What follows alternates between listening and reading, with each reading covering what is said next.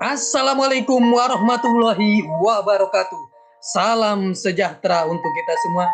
Kita berjumpa kembali di mata kuliah pengantar ekonomi mikro di pertemuan ke-14.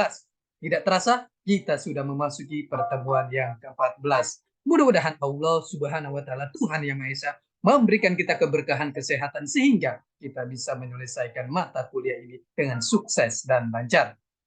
Rekan-rekan semuanya, sebelum kita mulai proses belajar mengajar ini, alangkah baiknya sama-sama kita berdoa agar perjalanan proses belajar mengajar ini berjalan dengan sukses dan lancar. Berdoa menurut keyakinan dan kepercayaan masing-masing. Berdoa dimulai.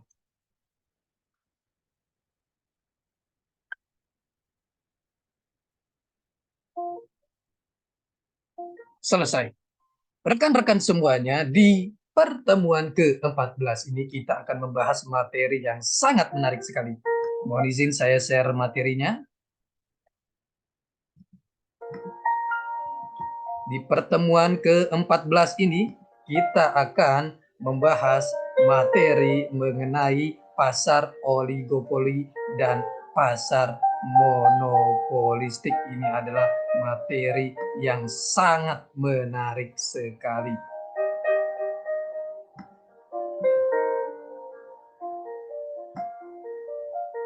Ini tema kita di pertemuan ke-14. Pasar oligopoli dan pasar monopolistik. Pasar monopoli adalah kondisi pasar di mana hanya ada satu pelaku bisnis atau perusahaan yang menjual produk atau komoditas tertentu dan ada hambatan bagi perusahaan atau pelaku bisnis untuk masuk ke dalam bisnis tersebut.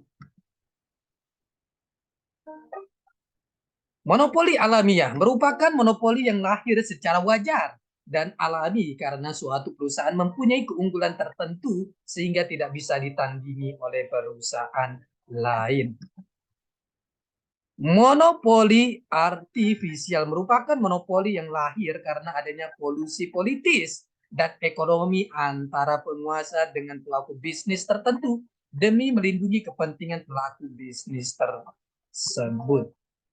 Pasar oligopoli merupakan salah satu bentuk monopoli tetapi berbeda sifat di mana dalam oligopoli kolusi terjadi antara pengusaha satu dengan pengusaha lain. Pasar hanya dikuasai oleh beberapa kelompok pengusaha, ada kesepakatan antar pengusaha untuk mengalahkan atau mendikte pasar atau konsumen. Contohnya melakukan permainan harga. Price fixing. Bentuk praktek oligopoli di mana perusahaan-perusahaan oligopolitis sepakat untuk menetapkan harga lebih tinggi dan memaksa konsumen untuk menerima harga tersebut. Manipulasi penawaran. Bentuk praktek oligopoli di mana perusahaan-perusahaan oligopoli sepakat untuk menunda proses produksi atau menghentikan penawaran untuk kurun waktu tertentu sehingga terjadi kelangkaan barang di pasar.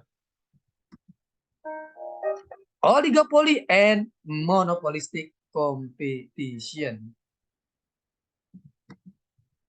Karakteristik pasar persaingan monopolistik, beberapa penjual dan pembeli. Produk terdiferensiasi, mudah masuk dan keluar. Hubungan dengan jenis pasar yang lain. Persaingan monopolistik mirip dengan persaingan sempurna dalam hal terdapat banyak penjual dan pembeli. Tidak ada hambatan untuk masuk dan keluar. Persaingan monopolistik sama dengan monopoli dalam hal setiap perusahaan adalah penjual tunggal untuk produk tertentu. Meskipun terdapat barang substitusinya. Perusahaan menghadapi kurva permintaan berslope negatif. Kurva permintaan pasar persaingan monopolistik seperti ini kita lihat. Ada price yang vertikal, horizontal, ada quantity, dan ada MR, marginal revenue. Kurva permintaan pasar dan kondisi masuk keluar. Kita lihat ketika perusahaan masuk, maka perusahaan akan mengalami penurunan kurva permintaan dan biasanya menjadi lebih elastis. Kita lihat di sini yang vertical price, yang horizontal quantity. Ada demand after entry of additional firm. Equilibrium jangka pendek. Keuntungan ekonomi akan menyebabkan perusahaan lain masuk dan akan mengurangi permintaan perusahaan. Ada price, garis vertikal dan garis horizontal quantity, ada PU, ATCU, ATC, QO, dan kita lihat di sini Q0 dan MR marginal revenue. Equilibrium jangka panjang. Kita lihat ada price vertikal, ada quantity horizontal, ada price dan quantity, dan ada economic profit, ada MC dan ATC. Perusahaan akan masuk sampai terjadi laba ekonomi, laba sama dengan 0. Equilibrium ini disebut sebagai tangency equilibrium. Monopolistic competition versus perfect competition. Kita lihat di sini kurvanya, persaingan monopolistik pada jangka panjang memiliki excess capacity atau memproduksi output di bawah least cost level. Ini adalah biaya variasi produk. Kita lihat kurvanya, ada price vertikal, ada quantity horizontal. Kita lihat di sini ada MC, ATC, ada MRPC sama dengan DPC, dan ada DMC. Monopolistic competition dan efisiensi. Ketika jumlah perusahaan naik, maka kurva permintaan akan menjadi lebih elastis. Ketika jumlah perusahaan semakin banyak, maka perilakunya akan mendekati pasar persaingan sempurna. Jadi, inefisiensi ekonomi akan menjadi lebih kecil jika jumlah perusahaan semakin banyak di pasar persaingan monopolistik. Diferensiasi produk dan iklan, kita lihat.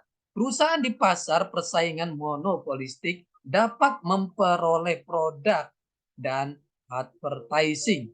Keuntungan di sini akan hilang dalam jangka panjang jika perusahaan lain meniru inovasi tersebut. Keputusan lokasi. Perusahaan di pasar persaingan sempurna sering berlokasi dekat satu dengan yang lain. Menarik, median, customer di suatu daerah tertentu. Mengapa? Misal fast food, restoran, dan dealer mobil. Oligopoli, sejumlah kecil perusahaan yang produksi sebagian besar output, standardization atau diferensiasi produk. Terdapat mutual interdependence, difficult entry, contohnya mobil phone, paper industry, cigarette, baterai, automobil, banking, breweries, airplane industry, oil industry, dan lain sebagainya. Oligopoli continue. Kita lihat. Esensi industri oligopoli adalah perlu kesadaran bahwa tindakannya akan mempengaruhi keputusan pesaing. Problemnya adalah seberapa besar dan bagaimana. Sehingga dapat dikarakteristikan dengan collusion atau non-cooperation. Kita lihat. Collusion and cartel. Kolusi, kesepakatan eksplisit maupun implisit antara perusahaan yang telah ada untuk menghindari atau membatasi kompetisi dengan perusahaan lain. Kartel, situasi di mana terdapat kesepakatan formal antar perusahaan. OPEC. Kolusi, kita lihat, kolusi susah jika terdapat banyak perusahaan dalam industri, produk tidak terstandarisasi, kondisi permintaan dan biaya berubah dengan cepat, tidak ada barrier to entry, perusahaan mengalami surplus capacity.